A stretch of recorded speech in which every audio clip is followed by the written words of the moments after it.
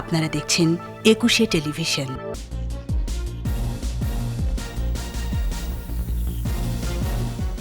মাদারীপুরে বাল্কহেডের সঙ্গে স্পিডবোটের সংঘর্ষে ২৬ জনের মৃত্যু, ৭ সদস্যের তদন্ত কমিটি।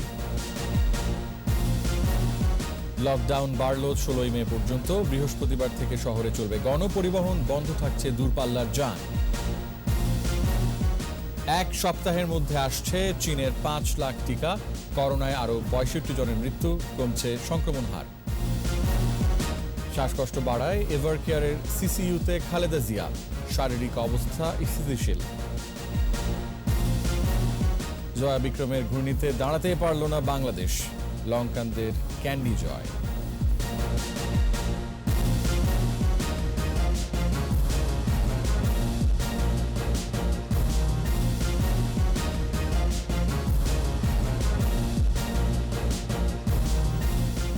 ফার্স্ট সিকিউরিটি ইসলামী ব্যাংক লিমিটেড সংবাদ ছিল না, আমন্ত্রণ জানাচ্ছি রাত ১১টার ২১ সংবাদে। আপনাদের সাথে আছে আমি রিয়াজ হাফিজ। দর্শক, ২১ টেলিভিশনের সংবাদ একই সাথে সরাসরি দেখতে পাবেন আমাদের Facebook page www.facebook.com/2124 online. Mega spider ceiling fan, mega বাতাসে শান্তির পরশ। সংবাদে আরও থাকছে, শহীদ জননী জাহানারা ইমামের ৯৩তম জন্মদিন, অসাম্প্রদায়িক চেতনার বাংলাদেশ গড়তে তাঁর আদর্শ নতুন প্রজন্মের শক্তি। মাদারীপুরের কাঁঠালবাড়ি ঘাটে বাল্কহেডের সাথে স্পিডবোটের সংঘর্ষে ২৬ জনের মৃত্যু হয়েছে, এখনও নিখোঁজ বেশ কয়েকজন। মরদেহ শনাক্ত করে স্বজনদের কাছে হস্তান্তর করা হয়েছে। দুর্ঘটনার কারণ জানতে গঠন করা হয়েছে তদন্ত কমিটি। ৩ দিনের মধ্যে কমিটিকে প্রতিবেদন দিতে বলা হয়েছে। মাদারীপুর প্রতিনিধি নজরুল ইসলাম পলাশের সহায়তায় আরও জানাচ্ছেন সমর ইসলাম।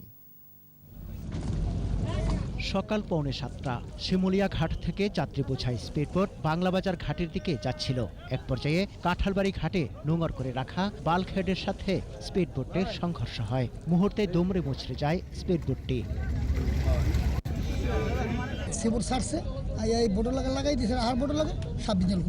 সারা বাংলাদেশে লকডাউন হয়েছে, সিবোট লঞ্চ সব বন্ধ ঘোষণা করা হয়েছে, তারপরও তারা টাকা খাইয়ে সিবোট তারা চালাইতেছে। দুর্ঘটনার খবর পেয়ে ছুটে আসেন নিহতদের স্বজনেরা। স্বজন হারাদের আহাজারিতে শোকাচ্ছন্ন পদ্মা পার। পরে ফায়ার সার্ভিস ও কাঁঠালবাড়ি নৌপুলিশ উদ্ধার কাজ শুরু করে। জীবিত উদ্ধার করা হয় স্পিডবোট চালক শাহ আলম সহ ৫ জনকে।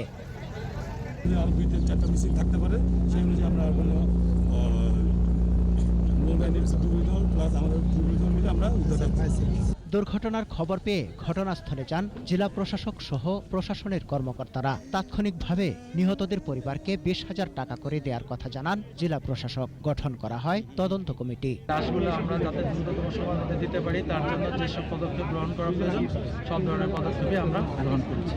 প্রতি পরিবার প্রতি ২০,০০০ করে আমরা অনুদান দিচ্ছি লাশ পরিবার এবং সৎকারের জন্য। আর আমরা একটি তদন্ত কমিটি গঠন করেছি। তদন্ত কমিটি আগামী ৩ দিনের মধ্যে রিপোর্ট দিবে।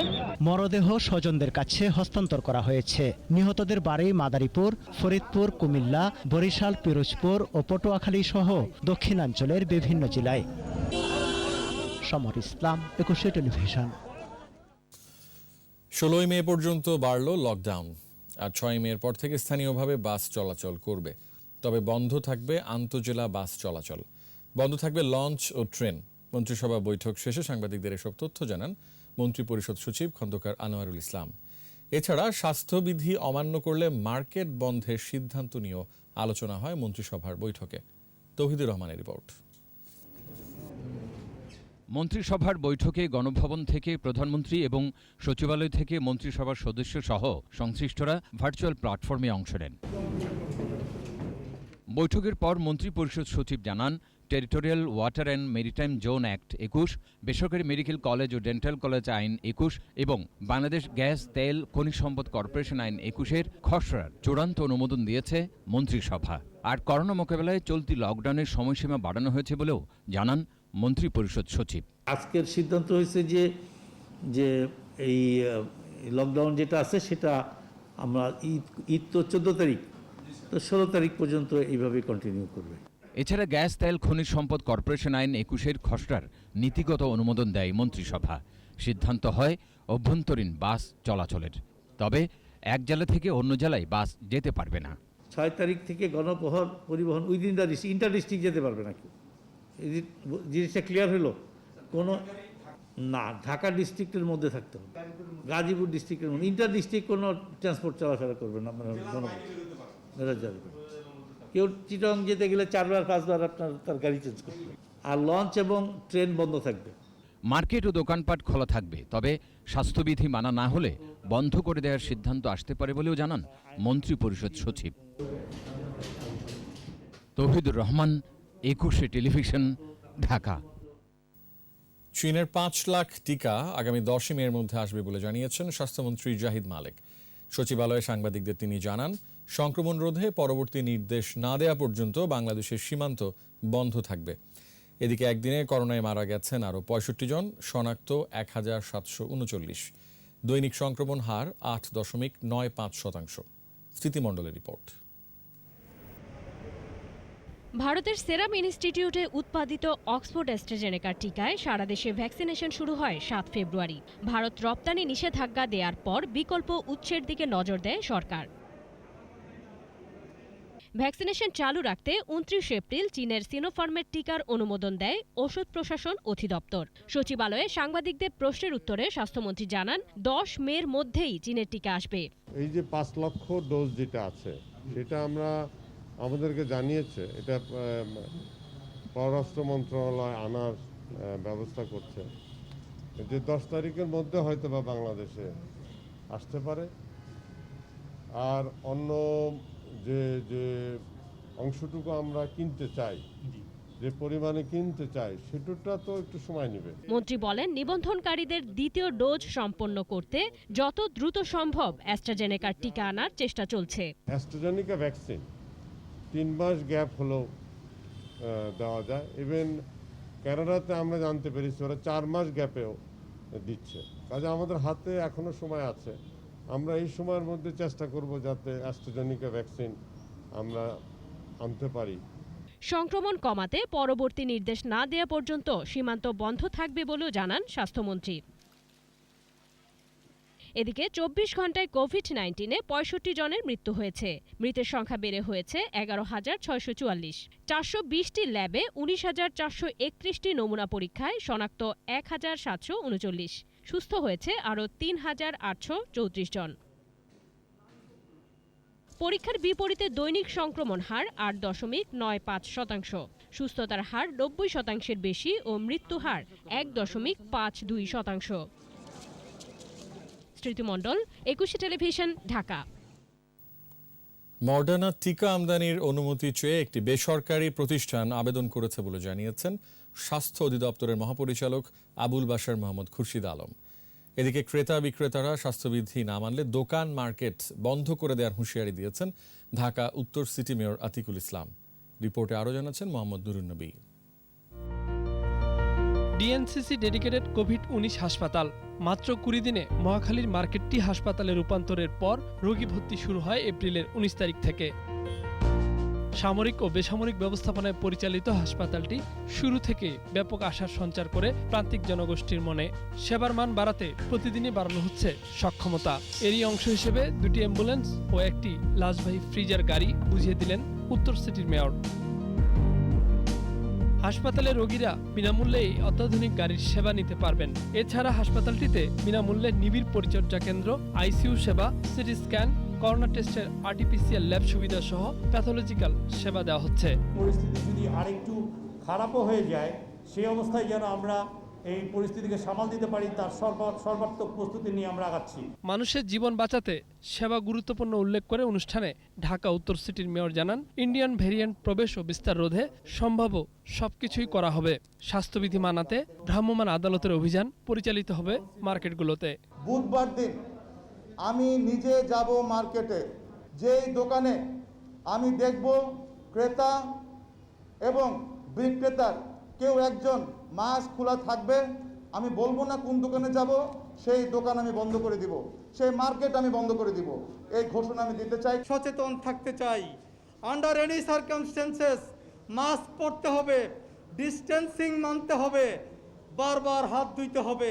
এদিকে ডেডিকেটেড হাসপাতালে এখনও জনবল সংকট রয়েছে উল্লেখ করে স্বাস্থ্য অধিদপ্তরের মহাপরিচালক বলেন, পরিপূর্ণ জনবল নিয়ে হাসপাতালের সেবার মান নিশ্চিত করা হবে। মডার্নার ভ্যাকসিনের যেহেতু অতিরিক্ত মাইনাস টেম্পারেচার লাগে, এটা আমাদের এখন পর্যন্ত ঢাকা শহরে আমরা এটা করতে পারবো। আমাদের যে ক্যাপাসিটি আছে ঢাকা সিটিতে আমরা এটা করতে পারবো, বাইরে করবার মতন এটার ক্যাপাসিটি এখনও আমাদের নাই। এটা রেনেটা অ্যাপ্লাই করেছে, ওরা আমাদের কাছে আবেদন করেছিল, সেই আবেদনটা তাদের সংশ্লিষ্ট কাগজপত্র সহ আমরা এটা ডিজি ড্রাগ অ্যাডমিনিস্ট্রেশনের কাছে পাঠিয়েছি। এ হাসপাতাল ছাড়াও রাজধানীতে টিবি হাসপাতাল এবং আরও কয়েকটি করোনা ডেডিকেটেড হাসপাতাল প্রস্তুত করা হচ্ছে বলেও জানান মহাপরিচালক। আর এর মধ্যে চীনা কোম্পানি বা রাশিয়ান কোম্পানি ওরাও কিছু কাগজপত্র পাঠিয়েছে, এগুলো সব যাচাই বাছাই চলছে। মোহাম্মদ নুরুন নবী, একুশে টেলিভিশন, ঢাকা। শ্বাসকষ্ট বেড়ে যাওয়ায় করোনা ভাইরাসে আক্রান্ত বিএনপি চেয়ারপারসন খালেদা জিয়াকে এভার কেয়ার হাসপাতালের কেবিন থেকে সিসিইউতে স্থানান্তর করা হয়েছে। তবে তার শারীরিক অবস্থা এখন স্থিতিশীল বলে জানিয়েছেন ব্যক্তিগত চিকিৎসকরা। মেডিকেল বোর্ডের তত্ত্বাবধানে চলছে স্বাস্থ্যের পরীক্ষা নিরীক্ষা। সোমবার সকালের দিকে শ্বাসকষ্ট বেড়ে যাওয়ায় বিকেল 4টায় তাকে সিসিইউতে নেওয়া হয়। গত 27 এপ্রিল হাসপাতালে ভর্তির পর 1 থেকে 2 দিন রাখার কথা বলেছিলেন তার চিকিৎসকেরা। এর আগে 11 এপ্রিল খালেদা জিয়ার করোনা পজিটিভ এসেছিল। 25 এপ্রিল দ্বিতীয় দফায় নমুনা জমা দিলে আবার পজিটিভ শনাক্ত হয়। এভার কেয়ার হাসপাতালে ভর্তির পর বিএনপি নেত্রীর চিকিৎসার জন্য ডাক্তার শাহাবুদ্দিন তালুকদারের নেতৃত্বে মেডিকেল বোর্ড গঠন করা হয়। এছাড়া আগে থেকে ব্যক্তিগত চিকিৎসক দলের নেতৃত্ব দিচ্ছেন ডাক্তার FM সিদ্দিকী।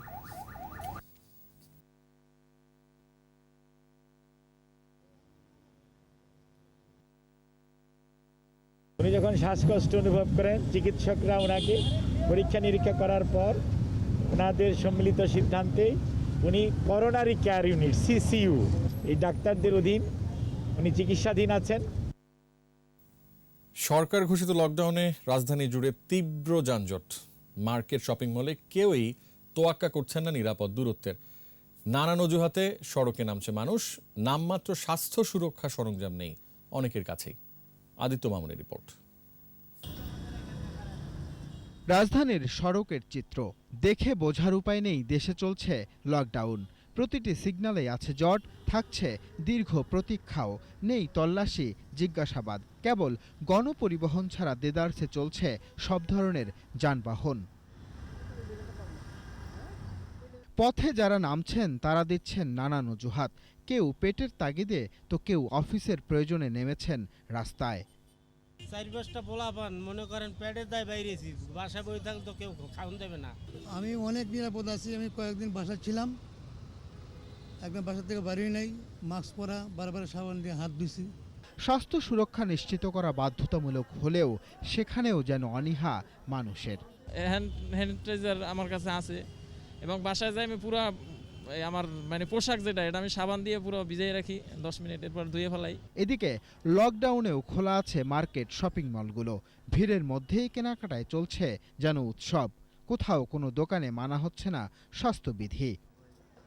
ক্রেতা কিংবা বিক্রেতা কেউই সচেতন নন। তার উপর অনেক অভিভাবক শিশুদের নিয়ে এসেছেন কেনাকাটা করতে। 14 মাস করোনা চলতে আছে, ব্যবসা বাণিজ্য সব লন্ডভন্ড।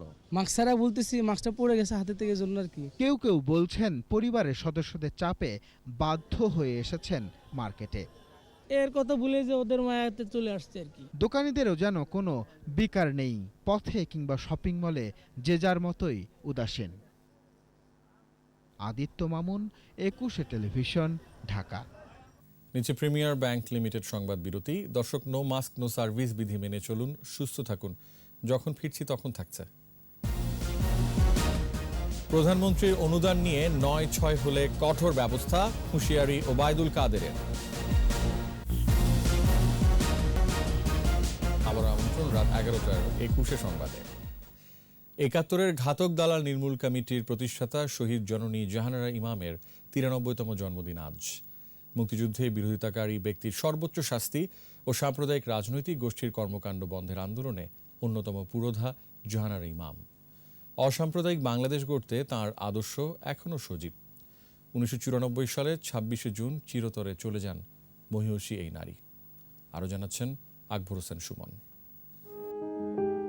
1929 সালের 3 মে অবিভক্ত বাংলার মুর্শিদাবাদে জন্মগ্রহণ করেন জাহানারা ইমাম। ডেপুটি ম্যাজিস্ট্রেট পিতা আব্দুল আলীর তত্ত্বাবধানে রক্ষণশীলতার বাইরে এসে আধুনিক শিক্ষা গ্রহণ করেন তিনি। স্বামী প্রকৌশলী শরীফ ইমাম জুগিয়েছেন অনুপ্রেরণা। 1945 সালে কলকাতার লেডি ব্রাবন কলেজ থেকে বিএ পাশ করেন। ঢাকা বিশ্ববিদ্যালয়ে এমএ পাশ করে কর্মজীবন শুরু করেন শিক্ষকতায়। 71-এ তার 19 বছর বয়সী ছেলে শাফি ইমাম রুমিকে হারান। যুক্তরাষ্ট্রে ইঞ্জিনিয়ারিং পড়ার সুযোগ ত্যাগ করে মুক্তিযুদ্ধে নিজেকে উৎসর্গ করেছিলেন রুমি। মুক্তিযুদ্ধের কালে তার লেখা ডায়েরি 71-এর দিনগুলি ইতিহাসের অনন্য উপাদান। শীর্ষ যুদ্ধাপরাধী গোলাম আজম ও জামায়াতে ইসলামের ধৃষ্টতার বিরুদ্ধে মুক্তিযুদ্ধের চেতনায় বিশ্বাসী 70টি রাজনৈতিক, সামাজিক, সাংস্কৃতিক সংগঠনের সমন্বয়ে 1992 সালের 21 জানুয়ারি গড়ে ওঠে 71-এর ঘাতক দালাল নির্মূল কমিটি। আহ্বায়ক জাহানারা ইমাম। মুক্তিযুদ্ধের সর্বস্ব হারা এই মানুষটি ধর্মের নামে রাজনীতি বন্ধে আওয়াজ তুলেছিলেন। তার এই সংগ্রাম এখনও প্রাসঙ্গিক। সব মুক্তিযোদ্ধারা তাকে মার্ডার করল এবং সেই শহীদ জননী জাহানারা ইমামের আবেদনের কারণে মুক্তিযুদ্ধের পক্ষে সমস্ত রাজনৈতিক দল, সে আওয়ামী লীগ থেকে শুরু করে অতি ছোট একটা বাম দল, সবাই কিন্তু এখানে যুক্ত হয়েছে। ধর্মের নামে রাজনীতি বা ধর্মের নামে সন্ত্রাস এটা বন্ধ করবার যে নাগরিক সচেতনতা, আমি মনে করি এই আন্দোলনে পুরোগামী নেতা হচ্ছেন শহীদ জননী জাহানারা ইমাম। 1913-র শাহবাগ জাগরণ মঞ্চ আলোকিত ছিল জাহানারা ইমামের আদর্শে। তিনি সশরীরে অনুপস্থিত, তবুও আদর্শ সজীব। শাহবাগে যখন সে গণ অভ্যুত্থান ঘটল তরুণদের, সেখানেও গণজাগরণ মঞ্চে দেখবেন একটা বিশাল ছবি যেটা হচ্ছে, সেটা হচ্ছে জাহানারা ইমামের ছবি, এবং তারা 2013 সালে যুদ্ধাপরাধীদের মৃত্যুদণ্ড দাবি করে স্লোগান দিচ্ছে। তারা বলছে আমরা জাহানারা ইমামের আন্দোলনের সন্তান, আমরা মুক্তিযুদ্ধের চেতনার সন্তান। তো জাহানারা ইমাম এভাবেই কিন্তু তার পরবর্তী প্রজন্মকে, যারা তাকে চোখেও দেখেনি, তাদেরকেও অনুপ্রাণিত করছেন। সন্তান রুমির আত্মত্যাগ আর স্বাধীনতার চেতনা উজ্জীবিত রাখার ক্ষেত্রে নিজের অবদানেই জাহানারা ইমাম হয়ে ওঠেন শহীদ জননী। আকবর হোসেন সুমন, 21 টেলিভিশন, ঢাকা। করোনা দুর্যোগে প্রধানমন্ত্রীর অনুদান নিয়ে যারা ছিনিমিনি খেলবে তাদের বিরুদ্ধে কঠোর ব্যবস্থা নেওয়া হবে বলে জানিয়েছেন সড়ক পরিবহন ও সেতুমন্ত্রী ওবায়দুল কাদের। দুপুরে সড়ক ও জনপথ অধিদপ্তর ময়মনসিংহ জোনের আওতাধীন চলমান বিভিন্ন উন্নয়ন কাজের অগ্রগতি নিয়ে ভার্চুয়াল মিটিংয়ে যোগ দেন তিনি। জানান, প্রধানমন্ত্রীর দেয়া অনুদানের অর্থ আত্মসাৎ করায় কিছু জনপ্রতিনিধির বিরুদ্ধে সরকার ইতোমধ্যেই আইনগত ব্যবস্থা নিয়েছে। এ সময় ময়মনসিংহ জোনের বিভিন্ন উন্নয়ন কাজের ধীরগতিতে অসন্তোষ প্রকাশ করেন ওবায়দুল কাদের।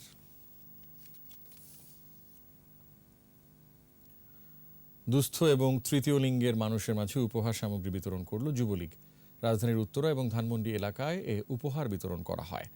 চলমান লকডাউনে এমন মানবিক সহায়তা অব্যাহত রাখা হবে বলে জানান সংগঠনটির নেতারা। এদিকে যাত্রাবাড়িতে অসহায় মানুষকে খাদ্য সহায়তা দিয়েছে স্বেচ্ছাসেবক লীগ। দীপু শিকদারের রিপোর্ট। উত্তরা 13 নম্বর সেক্টরে প্রতিবন্ধী, তৃতীয় লিঙ্গের মানুষ আর পরিচ্ছন্নতা কর্মীদের মধ্যেও উপহার সামগ্রী তুলে দেওয়া হয় যুবলীগের পক্ষ থেকে। মহানগর উত্তর 51 নম্বর ওয়ার্ড যুবলীগের এই কার্যক্রমে উপস্থিত ছিলেন স্থানীয় সংসদ সদস্য, ওয়ার্ড কাউন্সিলর এবং সংগঠনটির মহানগর নেতারা। বাংলাদেশের উন্নয়নের অগ্রগতি ব্যাপকভাবে প্রসারিত হবে। ট্রিপল ফ্রিতে যদি কেউ ফোন দেন, আপনাদের বাসায় খাদ্য পৌঁছে যাবে। এদিকে ধানমন্ডি এলাকায় প্রতিদিনের মতো খাদ্য সহায়তা দেওয়া হয়েছে দুস্থ মানুষদের মধ্যে। অন্যদিকে রাজধানী যাত্রাবাড়ি এলাকায় অসহায় মানুষদের মধ্যে উপহার সামগ্রী বিতরণ করে স্বেচ্ছাসেবক লীগ। লকডাউন পর্যন্ত অসহায় মানুষের পাশে থাকার প্রত্যয় জানান স্বেচ্ছাসেবক লীগ নেতারা। দীপু শিকদার, 21 টেলিভিশন, ঢাকা। চট্টগ্রামের হাটহাজারীতে সহিংসতার 3 মামলায় হেফাজতের বিলুপ্ত কমিটির শিক্ষা ও সংস্কৃতি সম্পাদক মুফতি হারুন ইজাহারের 9 দিনের রিমান্ড মঞ্জুর করেছে আদালত। দুপুরে ভার্চুয়াল শুনানি শেষে জুডিশিয়াল ম্যাজিস্ট্রেট হেলাল উদ্দিন এ আদেশ দেন। একই সঙ্গে সিআইডি পুলিশের আবেদনের পরিপ্রেক্ষিতে হাটহাজারী থানার আরও 2 মামলায় হারুন ইজাহারকে শোন অ্যারেস্ট দেখানো হয়। গত বুধবার চট্টগ্রাম নগরের লালখানবাজার জমিয়াতুল উলুম আল ইসলামিয়া মাদ্রাসা থেকে হারুন ইজাহারকে গ্রেফতার করে র্যাব। হাটহাজারীতে সাম্প্রতিক সহিংসতার ঘটনায় মদতদাতা হিসেবে তাকে গ্রেফতার করা হয়।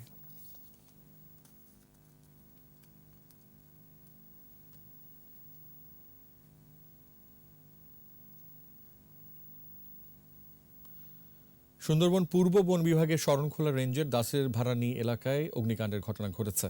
সোমবার দুপুরে এই অগ্নিকাণ্ডের ঘটনা ঘটে। বন বিভাগ ও শরণখোলা ফায়ার সার্ভিস স্টেশনের একটি টিম আগুন নিয়ন্ত্রণে আনার চেষ্টা করছে। তবে অতিরিক্ত গরমের কারণে আগুনের কাছে ভিড়তে পারছেন না বলে জানান ফায়ার সার্ভিস কর্মীরা। এদিকে কিভাবে আগুনের সূত্রপাত এবং কতটা ছড়িয়েছে তা এখনও জানা যায়নি। সুন্দরবন পূর্ব বন বিভাগের বিভাগীয় কর্মকর্তা জানান, অল্প কিছু জায়গায় আগুন ধরেছে, সে এলাকায় সুন্দরী গাছের সংখ্যা কম। আর আগুন যাতে ছড়িয়ে না পড়ে সেজন্য আগুনের চারপাশে ফায়ার ক্যানেল কাটা হয়েছে। আগামী কয়েকদিন দেশের ওপর দিয়ে হালকা থেকে দমকা ঝোড়ো হাওয়া বয়ে যেতে পারে। সেই সাথে বজ্রসহ শিলাবৃষ্টি হতে পারে বলে জানিয়েছে আবহাওয়া অফিস। এছাড়া মৌসুমি বায়ুর প্রভাবে প্রায় সারা দেশেই শিলাবৃষ্টি হতে পারে। বৃষ্টিসহ দমকা ঝোড়ো হাওয়া বয়ে যেতে পারে রংপুর, রাজশাহী, ময়মনসিংহ, ঢাকা, চট্টগ্রাম, খুলনা, বরিশাল এবং সিলেট বিভাগের উপর দিয়ে। এতে চলমান মৃদু তাপ প্রবাহ বেশিরভাগ জায়গায় কমে আসবে বলেও জানিয়েছে আবহাওয়া অফিস। এছাড়া অনেকটাই কমে আসবে দিন ও রাতের তাপমাত্রা। গতদিন যে ঝড় বৃষ্টি হয়ে গেছে, সেই ঝড় বৃষ্টি আজকেও কোথায় কোথায় সারা বাংলাদেশে হওয়ার সম্ভাবনা রয়েছে। আগামী দিনও থাকবে। বৃষ্টিপাতের পরিমাণ কম, কিন্তু ঝড় হওয়া বেশি হবে। এবার ঈদ বাজারের খবর। বেচা বিক্রি বেড়েছে আতর ও টুপির। আতর প্রকারভেদে বিক্রি হচ্ছে 120 টাকা থেকে 3000-এরও বেশি দামে। আর বাহারি নকশার টুপির মূল্য 10 থেকে 2500 টাকা। রয়েছে 7000 টাকা দামের জায়নামাজও। মফিউর রহমানের রিপোর্ট। বিভিন্ন ধরনের আতরের কদর রয়েছে ধর্মপ্রাণ মুসলমানদের মাঝে। বাহারি নকশার শিশি শোভা পাচ্ছে দোকানগুলোতে। রয়েছে মিশকাম্বুর, কস্তুরি, আমির উল আদ, আগর সহ নানা আতর। প্রকারভেদে 3 গ্রাম আতর বিক্রি হচ্ছে 120 টাকা থেকে 3000 টাকারও বেশি দামে। আরও বেশি দামের আতর রয়েছে বলে জানান বিক্রেতারা। হাই মিক্সিমাম ভিতরে গেলে আমাদের 3000, 4000, 5000, 10000, 12000 পর্যন্ত আছে 3 ml। মিশকাম্বর, তারপর ন্যাচারাল উড আছে, এটা প্রতি ml 360 টাকা বললে 1000-এর উপরে পড়বে 3 ml। রয়েছে দেশি বিদেশি নানা ধরনের নানা ডিজাইনের জায়নামাজ, টুপি। 10 থেকে 2500 টাকায় বিক্রি হচ্ছে এসব টুপি। আর জায়নামাজ বিক্রি হচ্ছে 300 টাকা থেকে 7000 টাকায়। মসজিদে জায়নামাজ নিয়ে যেতে হয়, ওই তুলনামূলক কিছুটা জায়নামাজ চলতেছে। দেশি, বাহিরের, পাকিস্তানি, সৌদি আরবের অনেক দেশের টুপি আছে, বিভিন্ন প্রাইজের আছে। ঈদ উপলক্ষে ক্রেতারা আতর, টুপি ও জায়নামাজ সংগ্রহ করছেন বলে জানান তারা। জায়নামাজ কিনছি আর হলো তসবি কিনতেছি। এখন 2টা বাচ্চার জন্য এই কিনতে আসছে, এটা এই 2টা জায়নামাজ। রয়েছে বিভিন্ন ধরনের তসবি, কোনোটা কাঠের, কোনোটা পাথরের, আবার কোনোটা বা পুঁতির তৈরি। এসব তসবি বিক্রি হচ্ছে সর্বোচ্চ 2500 টাকা দামে।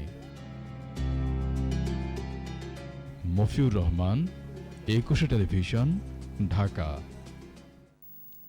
আরও একটি প্রিমিয়ার ব্যাংক লিমিটেড সংবাদ বিরতি। দর্শক, নো মাস্ক নো সার্ভিস বিধি মেনে চলুন, সুস্থ থাকুন। বিরতির পর যখন ফিরছি তখন অন্যান্য খবরের সঙ্গে আরও থাকবে। ভারতে বিপজ্জনক হয়ে উঠছে করোনার নতুন ধরন, প্রচলিত টিকায় সুরক্ষা দুরূহ বলছে স্বাস্থ্য বিভাগ। আমন্ত্রণ আবারও রাত 11:21 সংবাদে। করোনার সংক্রমণ বেড়ে যাওয়ায় রাজশাহীর হাসপাতালগুলোতে দেখা দিয়েছে আইসিইউ সংকট। এক্ষেত্রে উচ্চ প্রবাহযুক্ত সেন্ট্রাল অক্সিজেন ব্যবস্থার উপর গুরুত্ব আরোপ করছেন বিশেষজ্ঞরা। আর তা নিশ্চিতে জোর দিয়েছে রাজশাহী মেডিকেল কলেজ হাসপাতাল কর্তৃপক্ষ। হাসান আল মুবিনের ক্যামেরায় রাজশাহী বিভাগীয় প্রতিনিধি বদরুল হাসান লিটনের রিপোর্ট, জানাচ্ছেন মুশফিকা নাজনীন।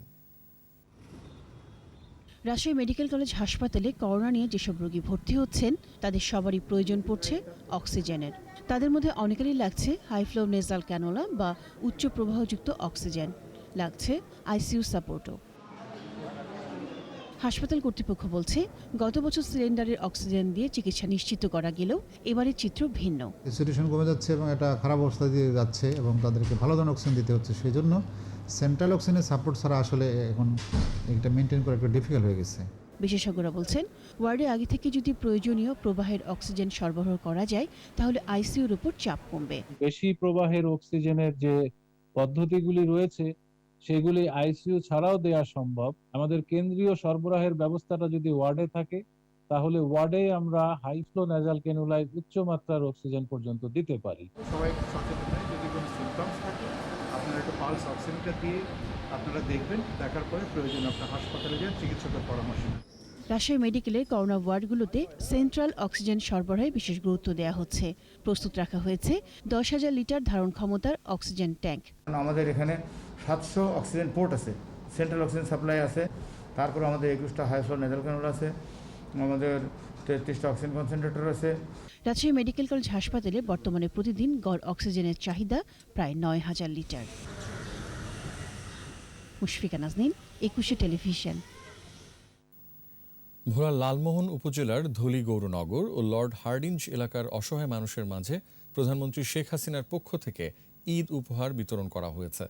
ভোলা 3 আসনের সংসদ সদস্য নুরুন্নবী চৌধুরী শাওন প্রায় 1000 হতদরিদ্র ও অসহায় মানুষের হাতে এই উপহার তুলে দেন।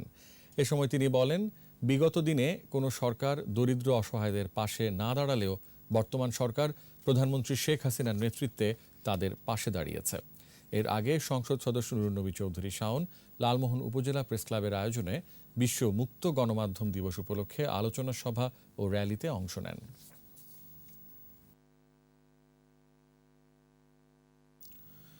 নারায়ণগঞ্জের রূপগঞ্জে ভুঁইফোর আবাসন কোম্পানি ওয়েল কেয়ার কনসোর্টিয়াম প্রতিষ্ঠানের বিরুদ্ধে বিক্ষোভ সভা ও মানববন্ধন করেছেন এলাকাবাসী। সোমবার বিকেলে উপজেলার কায়েতপাড়া ইউনিয়নের ইছাখালীতে তারা এ কর্মসূচি পালন করেন। এ সময় বক্তারা অভিযোগ করেন, ভুয়া আবাসন কোম্পানি ওয়েল কেয়ার কনসোর্টিয়াম কায়েতপাড়ার মাঝিনা মৌজায় মাত্র 3 থেকে 4 বিঘা জমি কিনে নিরীহ কৃষকদের প্রায় 500 বিঘা জমি জোর করে দখলে নিয়ে বালু ভরাট শুরু করে। বাধা দিলে হামলা মামলার মাধ্যমে এলাকাবাসীকে হয়রানি করা হচ্ছে। ন্যায্য মূল্য না দিয়ে কৃষকদের জমি জবরদখল করতে দেয়া হবে না বলেও মন্তব্য করেন বক্তারা।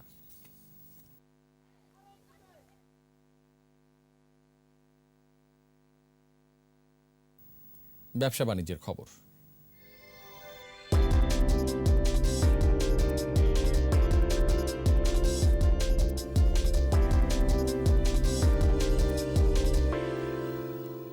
টানা 3 কার্যদিবস দর বৃদ্ধির পর মূল্য সংশোধন হয়েছে দেশের পুঁজিবাজারে। সোমবার ডিএসইতে লেনদেন হওয়া 354টি প্রতিষ্ঠানের মধ্যে দর বেড়েছে 105টির, কমেছে 179টির, আর অপরিবর্তিত ছিল 70টির দর। ডিএসইর প্রধান সূচক ডিএসই এক্স 5 পয়েন্ট কমে উঠে আসে 5511 পয়েন্টে। দিন শেষে ডিএসইতে লেনদেনের পরিমাণ দাঁড়ায় 1159 কোটি 83 লাখ টাকা। সূচক কমেছে অপর স্টক এক্সচেঞ্জ সিএসইতেও লেনদেন হয়েছে 62 কোটি 38 লাখ টাকার শেয়ার ও মিউচুয়াল ফান্ড। শেষ করছি রাত 11টার 21 সংবাদ। তবে যাবার আগে ফার্স্ট সিকিউরিটি ইসলামী ব্যাংক লিমিটেড সংবাদ শিরোনামগুলো আরও একবার। মাদারীপুরে বালখেরের সঙ্গে স্পিডবোটের সংঘর্ষে 26 জনের মৃত্যু, 7 সদস্যের তদন্ত কমিটি। লকডাউন বাড়ল 16 মে পর্যন্ত। বৃহস্পতিবার থেকে শহরে চলবে গণপরিবহন, বন্ধ থাকছে দূরপাল্লার যান। 1 সপ্তাহের মধ্যে আসছে চীনের 5 লাখ টিকা। করোনায় আরও 65 জনের মৃত্যু, কমছে সংক্রমণ হার। শ্বাসকষ্ট বাড়ায় এভারকেয়ারের সিসিইউতে খালেদা জিয়া, শারীরিক অবস্থা স্থিতিশীল। জয়া বিক্রমের ঘূর্ণিতে দাঁড়াতেই পারল না বাংলাদেশ, লঙ্কানদের ক্যান্ডি জয়।